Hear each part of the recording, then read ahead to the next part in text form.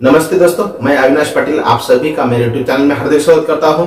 आज हम कक्षा 9वीं और 10वीं के लिए जो महत्वपूर्ण सवाल पूछा जाता है कृति पत्रिका में भाषा अध्ययन पर आधारित 14 अंकों के लिए, उसके बारे में जानकारी लेने वाले हैं। इसमें हमें कुल 11 सवाल पूछे जाते हैं। 11 में से पहले 8 सवाल जो है 1-1 अंक के लिए पूछे जाते हैं और उसके बाद 9वां, 10वां और 11वां जो सवाल होता है 2-2 अंक के लिए पूछा जाता है। इस तरीके से 14 अंकों के लिए इन 11 सवालों में कौन से सवाल पूछे जाते हैं उसके बारे में आज हम इस वीडियो के माध्यम से जानकारी लेने वाले हैं। तो चलिए देखते हैं भाषा अध्ययन। पहला सवाल दिया है यहाँ पर शब्दभेद पर अधोरेखांकित शब्द का शब्दभेद पहचान कर लिखिए। पहला वाक्य है कोकिला सबै सुहावन, कोकिला को यहाँ पे अधोरेखांकित किया है। नंबर 2 बिन गुण लहे न कोय, कोय को अधोरेखांकित किया है। और नंबर 3 पानी बाढ़ो नाव में, तीसरे वाक्य में पानी को अधोरेखांकित किया है।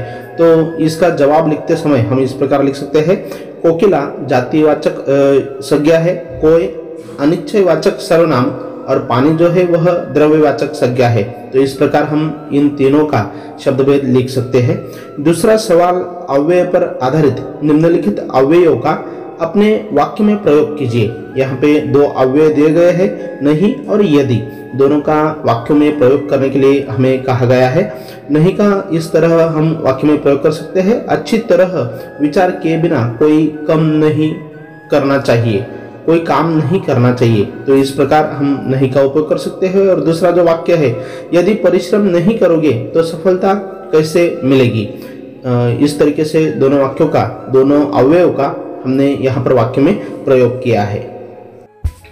तीसरा सवाल संधि पर पूछा गया है, तालिका पूर्ण कीजिए। यहाँ पे एक तालिका दी गई है, उसमें संधि शब्द, संधि विच्छेद और संधि भेद 3 कॉलम दिए गए हैं। पहला हिमालय शब्द दिया है और उसका संधि विच्छेद और संधि भेद लिखने के लिए कहा गया है।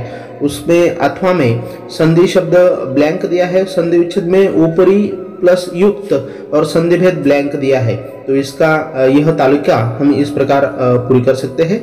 संधि शब्द हिमालय, उसका संधि विच्छेद हिम अधिक आलय और संधि भेद जो है वह स्वर संधि हम बता सकते हैं। और उसको, उसमें अथवा में जो शब्द दिया गया है ऊपरी अधिक युक्त, उसका संधि शब्द है ऊपरयुक्त और संधि भेद जो है वह स्वर संधि। इस प्रकार हम यह तालिका पूरी कर सकते हैं। उसके बाद चौथा सवाल सहायक क्रिया पर पूछा गया है। निम्नलिखित वाक्यों में सहायक क्रिया पहचान कर उनका मूल रूप लिखिए। 1-1 अंकों के लिए यह कृतियां, यह सवाल हमें दिए जाते हैं। पहला वाक्य है माँ ने खाना बना लिया। दूसरा वाक्य है मानव बस में नहीं चढ़ सका। और तीसरा मैंने भिखारी को कंबल दे दिया। तो यह तीनों वाक्यों में से हमें सहायक क्रिया पहचानने के लिए कहा गया है। इसका जवाब हम इस प्रकार लिख सकते हैं। पहला जो वाक्य है माँ ने खाना बना लिया, इसमें लिया यह सहायक क्रिया थी और उसका मूल रूप लेना। दूसरा जो वाक्य था मानव बस में नहीं चढ़ सका, इस वाक्य में सका यह सहायक क्रिया है और उसका मूल रूप है सकना। और तीसरा वाक्य था मैंने भिखारी को कंबल दे दिया, इसमें सहायक क्रिया दिया और उसका मूल रूप देना। इस प्रकार हम लिख सकते हैं। 5वां सवाल है प्रेरणार्थक क्रिया पर आधारित निम्नलिखित क्रियाओं का प्रथम प्रेरणार्थक तथा द्वितीय प्रेरणार्थक रूप लिखिए। यहाँ पे 2 क्रिया दी गई है, सुनना और पीना। तो इनका प्रथम और द्वितीय रूप हमें लिखने के लिए कहा गया है। तो इस प्रकार सुनना का प्रथम प्रेरणार्थक रूप सुनाना और द्वितीय प्रेरणार्थक रूप सुनवाना। उसी प्रकार पीना का प्रथम प्रेरणार्थक रूप पिलाना और द्वितीय प्रेरणार्थक रूप पिलवाना हम लिख सकते हैं। उसके बाद छठा जो सवाल पूछा जाता है मुहावरों पर आधारित। मुहावरे, निम्नलिखित मुहावरों का अर्थ लिखकर वाक्य में प्रयोग कीजिए। यहाँ पे मुहावरे दिए गए हैं हाथ बटाना और दांत पीसना। इनका हमें अर्थ लिखकर वाक्य में प्रयोग करना है। पहला मुहावरा दिया है हाथ बटाना, उसका अर्थ है सहायता करना और उसके लिए वाक्य हम इस प्रकार लिख सकते हैं, सलील माँ के सभी कामों में हाथ बटाता है। हाथ बटाता है, इसको हम अधोरेखांकित करेंगे। उसके बाद दूसरा मुहावरा जो यहाँ पे दिया है दांत पीसना, उसका अर्थ है क्रोध में दांत पर दांत रगड़ना। इस प्रकार हम उसका अर्थ बता सकते हैं और उसका वाक्य जो है बात बात पर मुनीम जी की फटकार सुनकर चपरासी दांत पीसने लगा। तो इस प्रकार हम इसका भी वाक्य में प्रयोग कर सकते हैं। इस पर दूसरा जो सवाल पूछा जाता है, इस प्रकार अधोरेखांकित वाक्यांश के लिए उचित मुहावरे का चयन करके वाक्य फिर से लिखिए। इसमें मुहावरे में अथवा के तौर पर यह सवाल पूछा जाता है और यहाँ पे फूला न समाना और माथे पर रखना दो मुहावरे दिए गए हैं। दोनों में से हमें एक मुहावरे का चयन करना है और नीचे वाक्य दिया है, परीक्षा में सर्वोच्च स्थान प्राप्त करने पर मनु बहुत प्रसन्न हुआ। बहुत प्रसन्न हुआ को अधोरेखांकित किया है और उसकी जगह पर हमें दोनों में से एक मुहावरे का चयन करना है। तो इसके जवाब में हम लिख सकते हैं, परीक्षा में सर्वोच्च स्थान प्राप्त करने पर मनु फूला न समाया। फूला न समाया को हम अधोरेखांकित करेंगे। बहुत प्रसन्न हुआ, इसकी जगह पर फूला न समाया यह मुहावरा हम लिख सकते हैं। सातवां सवाल यहाँ पे दिया गया है, कारक पर निम्नलिखित वाक्यों में प्रयुक्त कारक पहचान कर उसका भेद लिखिए। पहला वाक्य है, पुल से कार गिरी और दूसरा है, बंदर खपरेल पर बैठा है। तीसरा वाक्य है, मनोज ने खाना खाया और चौथा, महावत हाथी को खिलाता है। इस प्रकार चार वाक्य है और चारों वाक्यों में से हमें कारक पहचान कर उसका भेद लिखने के लिए कहा गया है। पहला जो वाक्य है पुल से, यह अपादान कारक हम बता सकते हैं। खपरेल पर अधिकरण कारक और मनोज ने कर्ता कारक और उसके बाद चौथे वाक्य में हाथी को, यह कर्म कारक है। तो इस प्रकार हम कारक इनका बता सकते हैं। इसमें अगला सवाल दिया गया है, आठवां सवाल है, विराम चिन्ह पर निम्नलिखित वाक्य में यथास्थान उचित विराम चिन्हों का प्रयोग करके वाक्य फिर से लिखिए। यहाँ पे वाक्य दिया है, जब तक किसी के पास पैसा है तभी तक सब उससे मित्रतापूर्वक व्यवहार करते हैं।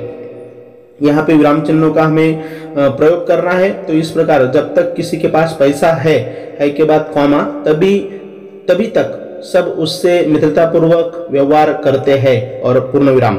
इस प्रकार हम यहाँ पर विराम चिन्ह का प्रयोजन कर सकते हैं। उसके बाद नौवां सवाल दिया गया है, काल परिवर्तन। निम्नलिखित वाक्यों का सूचना के अनुसार काल परिवर्तन कीजिए। यहाँ पे वाक्य दिए गए हैं और सूचना के अनुसार हमें काल परिवर्तन करने के लिए कहा गया है। पहला वाक्य है, हमने लोगों के मन की बात सुनी। सामान्य वर्तमान काल में इसका हमें प्रयोग करने के लिए कहा गया है। तो इसका सामान्य वर्तमान काल में हम इस तरीके से परिवर्तन कर सकते हैं, हम लोगों के मन की बात सुनते हैं। बात सुनी, इसका रूपांतर, इसका परिवर्तन हम सुनते हैं में करेंगे। सामान्य वर्तमान काल में दूसरा वाक्य है, सभी का व्यवहार स्वार्थ से भरा है। सामान्य भविष्य काल हमें करना है, सभी का व्यवहार स्वार्थ से भरा होगा, यानी कि भविष्य काल दर्शाने के लिए हमें इस प्रकार इसका परिवर्तन करना उचित रहेगा। उसके बाद 10वां सवाल यहाँ पे दिया गया है, वाक्य भेद पर आधारित। निम्नलिखित वाक्य का रचना के आधार पर भेद पहचान कर लिखिए। 2-2 अंकों के लिए काल परिवर्तन, वाक्य भेद। 2 अंकों के लिए पूछे जाने वाले यह सवाल। वाक्य भेद में यहाँ पे वाक्य दिया है, समाज में अपनी प्रतिष्ठा बनाए रखनी चाहिए। यह कौन सा वाक्य है वह हमें बताना है। यह सरल वाक्य है। दूसरा जो वाक्य है, पैसा लेते समय आनंद आता है पर ऋण चुकाने की नीयत नहीं होती।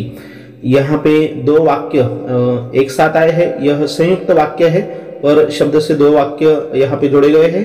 तीसरा वाक्य है, यदि नाव में पानी भर जाए तो उसे दोनों हाथों से बाहर फेंकना चाहिए, और यह जो है मिश्र वाक्य है।